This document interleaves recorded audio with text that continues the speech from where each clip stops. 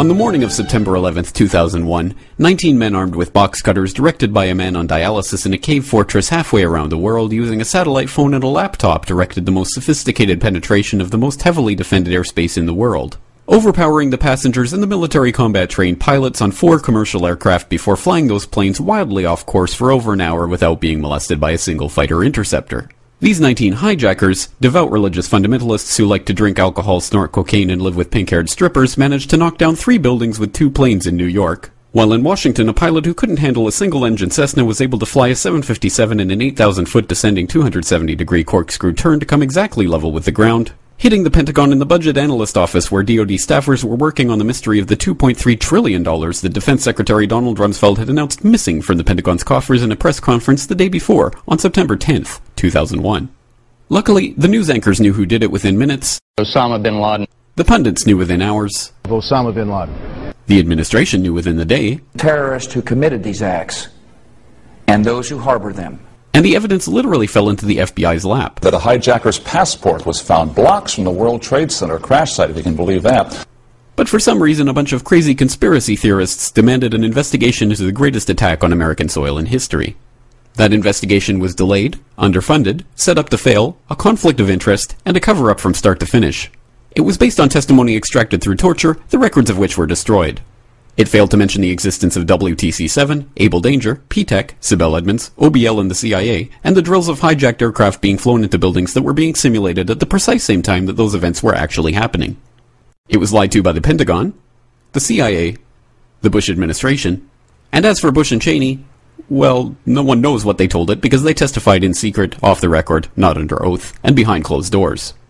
It didn't bother to look at who funded the attacks because that question is ultimately of little practical significance.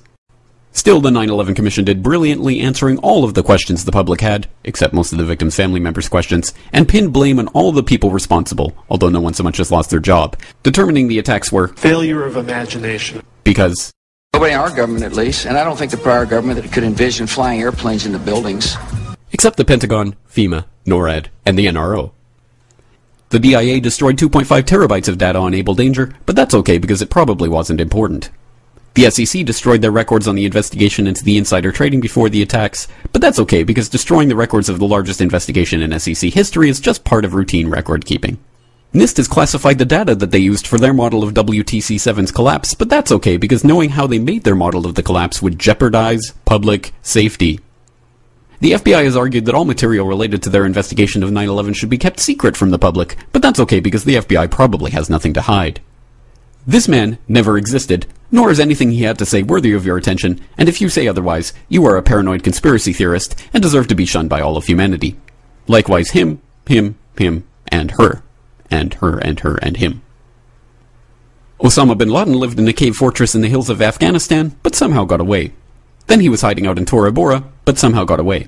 Then he lived in Abbottabad for years, taunting the most comprehensive intelligence dragnet employing the most sophisticated technology in the history of the world for a decade, releasing video after video with complete impunity and getting younger and younger as he did so, before finally being found in a daring SEAL team raid which wasn't recorded on video, in which he didn't resist or use his wife as a human shield, and in which these crack special forces operatives panicked and killed this unarmed man, supposedly the best source of intelligence about those dastardly terrorists on the entire planet.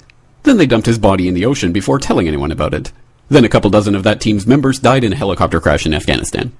This is the story of 9/11, brought to you by the media which told you the hard truths about His head could be seen to move violently forward.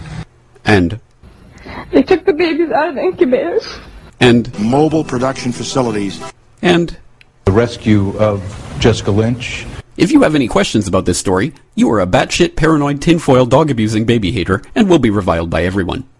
If you love your country and or freedom, happiness, rainbows, rock and roll, puppy dogs, apple pie, and your grandma, you will never ever express doubts about any part of this story to anyone.